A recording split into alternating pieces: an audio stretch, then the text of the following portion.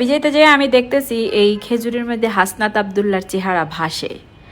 কারণ 54 বছরের স্বাধীন বাংলাদেশে আমারও বয়স কম হয় নাই, আমার মেলা বয়স, কিন্তু আমি এত বছরের জীবনে জানি নাই যে বাংলাদেশ সরকার জনগণের জন্য এরকম খেজুর বরাদ্দ রাখে, যেটা এক হাসনাত আবদুল্লাহর জন্য গতকালকে জানতে পেরেছি।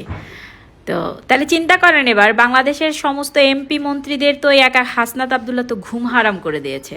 কারণ এখন হাসনাত আবদুল্লাহ যেরকম জবাবদিহি করেছে, প্রত্যেকের তো জবাবদিহি করতে হবে, এবং জনগণ তো আর এখন ওই যে মমতাজ একটা গান আছে না, আগের দিন বাগে খাইছে অত্যাচারীর পতন হয়েছে, একদম এক্স্যাক্টলি জনগণ তো এখন কথা বুঝে, আগের দিন বাগে খাইছে। তো এখন এই অত্যাচারীদের পতন হয়েছে, আরও সামনে অত্যাচারী থাকলে তাদেরও পতন হবে ইনশাল্লাহ। তো সবাইকে তো এখন জবাবদিহির আওতায় আসবে, তো তাদের তো ঘুম হারাম হয়ে যাবে।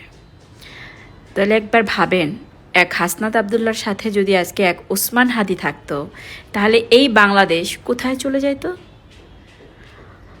আজকে এই বাংলাদেশ এক ওসমান হাদি থাকলে কি পরিমাণ সংস্কার হতো আমাদের। এক ওসমান হাদির এই মেধা, এই দুর্বৃত্ত বলেন বা এই যারা খুনি, যারা চাঁদাবাজি, যারা দুর্নীতিগ্রস্ত, যারা ধর্ষণকারী, যারা দেশের শত্রু, প্রত্যেকেই ওসমান হাদির মেধাকে অবশ্যই হলো গিয়ে চর্চা করেছে এবং এজন্যই তাকে সরিয়েছে। সো আমাদের তো নেক্সট মেধাগুলোর অবশ্যই যত্ন নিতে হবে। হাসনাত আবদুল্লাহর মতো যারা আছে তাদের প্রত্যেকের মেধার যত্ন নিতে হবে অবশ্যই। কি দরকার ছিল জেনজিদের ভোট দেওয়ার? কারণ এই জেনজিদের ভোট না দিয়ে এটা তো ইঞ্জিনিয়ারিং করা যাইতো না, তাহলে তো এগুলো আমরা জানতাম না। কি দরকার আসলো? ওকে, মেধার যত্ন নেওয়ার পাশাপাশি নিজের স্কিনেরও কিন্তু একটু যত্ন নিতে হবে আপুরা। সো আমার মতো এরকম গ্লাস স্কিন সুদিং জেল লাগাইতে পারেন, এটা দিলে স্কিন ঠান্ডা করে, এই যে পিঙ্ক করে ফেলে, গ্লো করে অনেক বেশি। হ্যাঁ, এটা ভাইয়ারাও দিতে পারবেন, আপুরাও দিতে পারবেন। হ্যাঁ, কবে থেকে সেটা শুরু হবে যাওয়া, সেটা কি একটু আমাদেরকে এনশিওর করবেন? যে আপনারা যেভাবে হুমকি ধামকি দিয়েছেন, জান্নাতের টিকিট যেভাবে মানে সমান তালে বিক্রি করেছিলেন, দেখুন কি অবস্থা, কতটুকু। কিন্তু আমরা তো ইনশাল্লাহ সাকসেস, কারণ আমাদের ইশতেহারে যেটা ছিল সেটা ইনশাল্লাহ শুরু হয়ে গেছে, এবং বাদবাকিগুলোও হেলথ কার্ড, কৃষি কার্ড, সেগুলোও ইনশাল্লাহ আগামী মাস থেকে শুরু হয়ে যাবে। তো এত পায়তারা এত কিছু করলেন নির্বাচনটা ঠেকানোর জন্যে, ফেসবুকে প্রধানমন্ত্রী হয়ে গেলেন। তো এখন কি অবস্থা? প্রধানমন্ত্রী তো হলেন না, আচ্ছা যাই হোক, বিরোধী দলীয় নেতা হয়েছেন, সেটা আমরা অভিনন্দন জানিয়েছিলাম। তো এখন যে আপনাদের এই বাটপারি এখনো চলছে, মিথ্যাচার এখনো চলছে, এখনো আপনারা মানে ভণ্ডামি বন্ধ করেন নাই। আমি জামাত শিবিরের লোকজনদেরকে বলতেছি যে আপনারা অনেকভাবে আমাদেরকে আবারও হুমকি ধমকি দিচ্ছেন, সরকার কতদিন যায়, কতদিন চালাতে পারে, আপনারা দেখবেন। ইনশাল্লাহ আমাদের সরকার জনগণের সরকার, জনগণের ভোটেই বিপুল ভোটে নির্বাচিত হয়েছেন, নিরঙ্কুশ বিজয় নিয়ে আমাদের সরকার গঠন করেছেন। কেন আপনারা তো অনেক চেষ্টা করেছিলেন যে কিভাবে মানে বিএনপিকে হারানো যায়, যেভাবে একদিকে জান্নাতের টিকিট বিক্রি করেছিলেন, আরেকদিকে আমাদের এই প্রধানমন্ত্রীর সাথে যে নির্বাচনে প্রতিদ্বন্দ্বিতা করেছিলেন, সে তো বলেছিলেন ঢাকা শহরে একটা সিটও নাকি দিবেন না, সব নাকি সাইজ করে ফেলবে। তো এখন উনি কোথায়?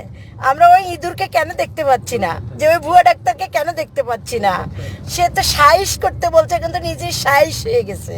তো এখন আপনারা যেভাবে আবারও আপনারা বিভিন্নভাবে প্রজেক্ট তৈরি করছেন বিএনপিকে কিভাবে হারানো যায়, ওই যে কোথায় জানি তেলের পানির ট্যাঙ্কির ভিতরে জামাতের এক নেতা, ওনার পেট্রোল পাম্প, উনি তেল নিয়ে কোথায় পানির ট্যাঙ্কির ভিতরে ঢুকে রাখছেন, যেন বিএনপি যেন জনগণের কাছে মানে হ্যারাসমেন্ট হয়, তেল না পায়, তেল মানে তেলের মজুদ না থাকে, তেলের দাম বেড়ে যায়, অনেক ধরনের প্রজেক্ট। আহারে, সত্যি হাসি আসে।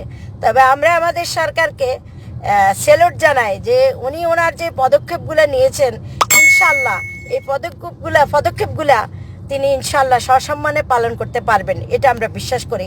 সততা থাকলে আর মানুষের জন্য, দেশের জন্য চিন্তা ভাবনা ভালো থাকলে ইনশাল্লাহ ভালো কিছু করা যায়, সেটা দৃষ্টান্ত তিনি গতকালকে দেখিয়ে দিয়েছেন। এবং আপনারা সবাই দেখেছেন যে জামাতের যে ধরনের প্রোডাক্টগুলা তারা যেভাবে বলেছেন, ওই যে আরেকজন আছে না গীতা হেড, সেও বলেছেন এই ফ্যামিলি কার্ড ভুয়া, এগুলো ভুয়া। ওই নাহিদ ইসলাম বলেছেন কোথার থেকে দিবে ফ্যামিলি কার্ড, এগুলো ভুয়া। ওই সাদিক কাইয়ুম শয়তান একটা, ওই নীলক্ষেতের বিপি, ওই বিপি বলেছিলেন কোথা থেকে দিবে, এগুলো ভুয়া, সব ভুয়া কার্ড, ফ্যামিলি কার্ডের নামে ভুয়া, মানে নির্বাচন করার জন্য মানুষকে ধোকা দেওয়ার জন্য বলছেন। আর এই বেটা, তোমাদের মতো বিএনপি ভুয়া রাজনীতি করে না, এবং বিএনপির রাজনীতি হলো স্বচ্ছ জাতীয়তাবাদী দলের রাজনীতি, মানুষের জন্য রাজনীতি। সেটা গতকাল থেকে এই বাংলাদেশের জনগণ আবারও সেটা অনুভব করতে পারছেন। এবং বিভিন্ন যারা ফ্যামিলি কার্ড পেয়েছেন, ইনশাআল্লাহ তারা আগামীতে সরকারের কাছ থেকে যা যা সুবিধা সরকার যেগুলো ঘোষণা দিয়েছেন, ইচ্ছা করি সেগুলো পাবে ইনশাআল্লাহ, সেটা আমরা বিশ্বাস করি।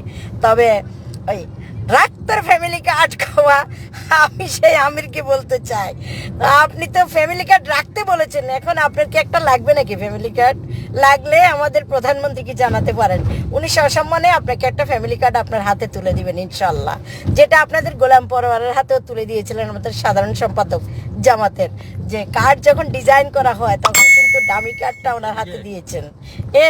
তো আমরা বলবো যে বাটপারি ভণ্ডামি না করে, যেহেতু বিরোধী দলে আসছেন, জীবনে তো বিরোধী দলে আসার মতো সে ক্যাপাসিটি আপনাদের ছিল না, তারপরে আপনারা প্রধানমন্ত্রী হওয়ার স্বপ্ন দেখেছেন, প্রধানমন্ত্রী হয়েই যাচ্ছেন। যাই হোক, প্রধানমন্ত্রী হয়েছেন কোথায়, কোথায় হয়েছেন? ফেসবুকে। তো এখন আরেকজন আছে, ওনাকে ফেসবুকের প্রধানমন্ত্রী বানাইয়া যে ধরনের বাজে মন্তব্য করছেন, আমি ওনাদেরকে বলবো যে দেশটা যেহেতু ভালোভাবে চালানো যায়, দেশটা চালানোর জন্য দেশের জনগণের পাশে থাকেন, আমাদের প্রধানমন্ত্রীকে সহযোগিতা করেন। বিরোধী দলে আসছেন, আপনারা আপনাদের ভূমিকা পালন করেন, গঠনমূলক সমালোচনা করেন, কোনো সমস্যা নাই। কিন্তু আউল পাউলগিরি করলে, বাটপারিগিরি করলে, ভণ্ডামিগিরি করলে আমরা কিন্তু রাজপথে যেরকম অতীতে ছিলাম, এখন আমরা আবারও রাজপথে নামবো, কেন আপনাদের কোনো ভণ্ডামিকে আমরা মেনে নেব না। কেন এটা আমাদের কথা।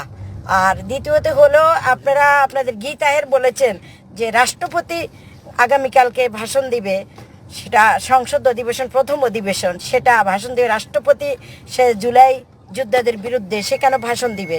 তা আমি বলতে চাই, রাষ্ট্রপতি ভাষণ দিবে, এখন আপনারা সংসদে যাবেন না। ওই দিনও তো, সেদিনও আপনারা বলেছিলেন যে আমরা সংসদে যাব না, শপথ গ্রহণ করব না, কিন্তু কেন রাষ্ট্রপতিকে দিয়ে ভাষণ দেওয়াচ্ছেন, কেন দিবেন সংবিধান মেনে, সেটার জবাব ইনশাল্লাহ আপনারা সামনে পাবেন। তবে আপনারা যে বারবার মিথ্যাচার করে আবার নির্লজ্জের মতো সেখানে গিয়ে উপস্থিত হন, এটাকে একবারে ভেবে দেখেছেন যে মানুষ আপনাদেরকে কীভাবে গিনিফিক ভাবে, গিনিফিক কেন, আপনারা গিনিফিক। তা আমরা আশা করি রোজা রমজানের দিন আর কিছু বলতে চাই না, সবাই দোয়া করবেন, এবং এই ভণ্ড জাসিদেরকে আপনারা আপনাদের মতো করে আপনারা জবাব দিবেন। অতিক্ষণ কী অনুভূতি আপনাদের ভিতরে যে 21 দিনের মাথায় ইনশাআল্লাহ আমাদের ইস্তেহারে যেটা ছিল